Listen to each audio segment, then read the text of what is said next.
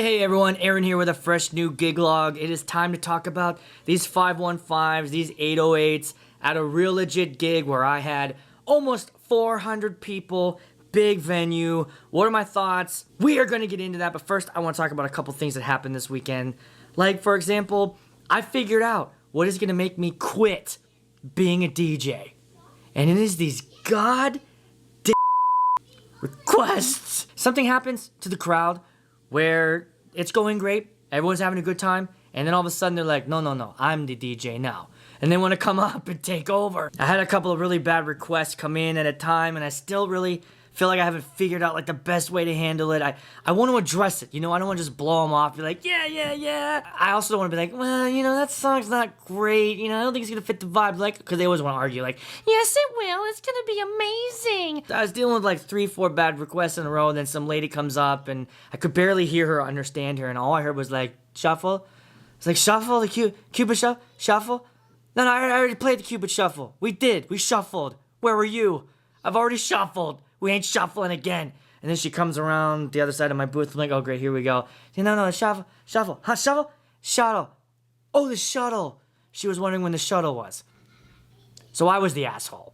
I also had to play off the maid of honor during speeches like it was the Academy Awards. I would just like to thank my lover Jeremy and my pig oinkers. Oinkers, if it wasn't for you, I wouldn't be standing here right now with all my dreams coming true.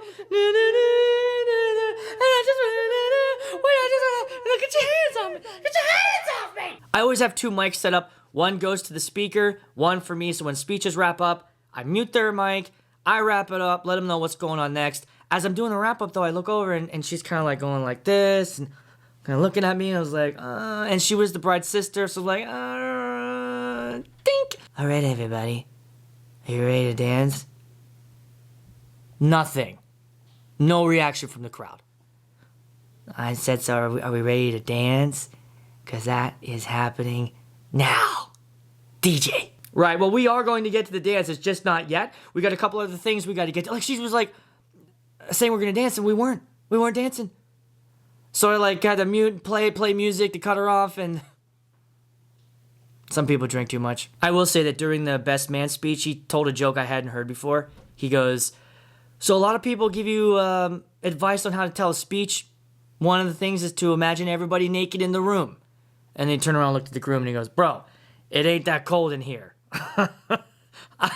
I was walking around with my iPad like trying to get levels, and that shit made me laugh. Hit the thumbs up right now if you totally agree with that. Let's get into these RCFs. Aaron, why the hell did you buy $10,000 speakers?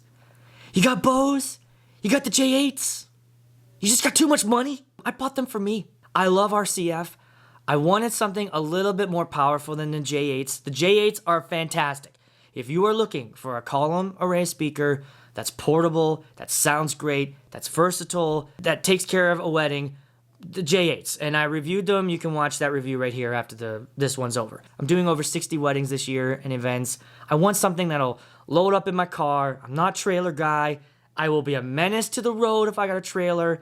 The fact that I can get everything in my car, everything that I need for a wedding, the 2 subs sit in there nice and flat, they're light, they're portable, and they sounded great. I'm going to take you to the wedding so you can take a look at what they look like and how I had them hooked up.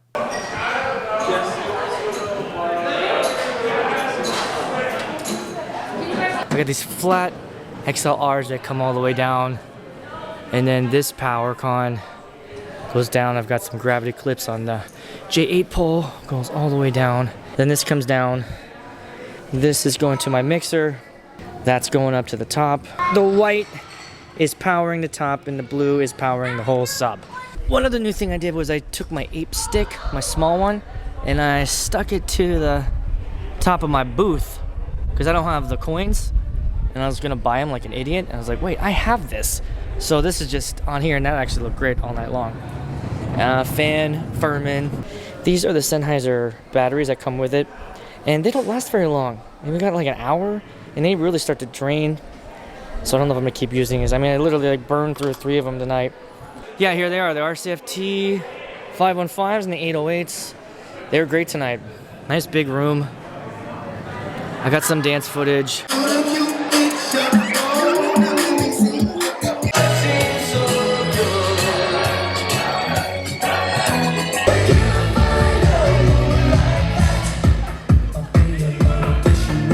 one of the big tests for me this weekend was the speeches. How are things going to sound in this big room with all these people? And the RCFs delivered, but also the winner this weekend is the Evers 8. Chandler grew up in the Twin Cities in Minnesota, and Chase grew up in the country here in Wisconsin. They had many different interests and hobbies as they began dating together. Both possess a lot of energy and strong will, as most of you know. I wish I had their energy. Like, how good that sounds in the video is how it was in that big room from all around. Like, that Evers filled that space, and all I used was the Evers and the Sennheiser dual WD system, which is new also. I was originally using those X-Vive 3s, and I'm going to tell you that those are garbage. I know a lot of other DJs use them, and they stand by them. I do not. Like, I stood by the X-Vive for 5 minutes, the music started cutting out. I was done. I was like, show's over. Dropped it out, unplugged them, put the lapel system back in. Flawless. As I was walking around the dance floor, and I did several times, it just felt good. It did what it was supposed to.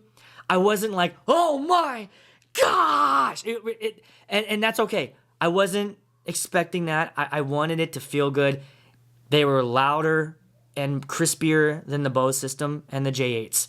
I was hitting a little bit of red on a couple of songs on the sub, but that was when I really pushed it. Like, at one point I had it at a comfortable level, and then I kind of walked to the back of the dance floor. I'm like, I want it a little bit more back here. So I turned everything up, just like tick, tick, tick, just went 3 clicks up on my mixer. It sounded louder every now and then. I would get a couple of red blinks on the sub, but nothing like solid red, nothing that was like made me worried. Like, damn, I'm in trouble. And I feel like I had plenty of sound. I did order the 515 backs. I'm gonna keep those, but I canceled the order on the 808s because the way it looks, it's like you gotta like slide them in and zip it up. So right now I reached out to Tukey Covers, see if they'll make me one for the 808s. I love Tukey Covers, especially on a sub. Like, I have them on the J8s and they just like slide in and slide out. What are the downsides? The downsides are, the first thing is the pole adapter that comes with it. For some reason, we're trying to work this out, but when you screw it in to the bottom, it doesn't go all the way to the back. Like, the pole tightener doesn't squeeze all the way in the back. Like, it's at these random spots, and that annoys me. Like, I don't want it there. I want it in the back because it looks better, and also, you know, if I stick my Ape Lab stick on there, it won't fit with that thing in the way. That seems more like a design flaw, not on RCF, but they outsource those pole adapters to another country, and those are coming in a little whack.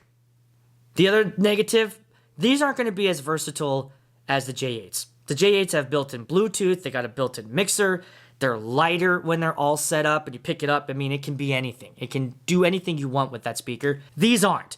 Other than that, nothing really negative to say about it. I'm happy with them so far. I mean, this is going to be my system that I take out. I'll have more things to say as we move on, but at this point, having 1 gig, 400 people, 400 people, Aaron, there's no way. There's just no fucking way. There's no fucking way, Aaron. For me, they were all right. I didn't bring 18-inch subs. I didn't have people's balls rattling out the back of their necks. People had fun. They danced. The music sounded great. I probably could have had just as good of a night with the J8s. I would have had just as good of a night with the Bose 32s. I would have had just as good of a night with the EV50s. But I didn't want to take those. I wanted these ones. And I think that's what it comes down to. Don't buy them because I said so. Do your research. I spent hours watching every video I could find on these, reading up on them, the specs, thinking through the pros and cons. What am I losing, but what am I gaining? And then for me, the pros outweighed the cons. And there were some cons, like I was talking about. The versatility, the ease of use, less cabling, more time to set up. You know, those things I was considering. But in the end, what mattered was I was happy. I felt good. I was packing up. I'm like, man, I like this system. I like how it fits in my car. I like how it fits on my rock and roller. If you want to see the songs I played, and I added some new ones in rotation and did a couple of new mixes I haven't done before. I will have that in the link in the description if you want to pick up the playlist. It was about a 3-hour dance. Please hit that like and subscribe button to keep me motivated to make these. And then, you know, buying those playlists definitely helps support my channel. If you want to learn how to set up your own remote speaker, watch that video right here. It's nice and simple, shows you exactly what to do. Thanks for watching, everybody. I'll see you at the next one. Bye.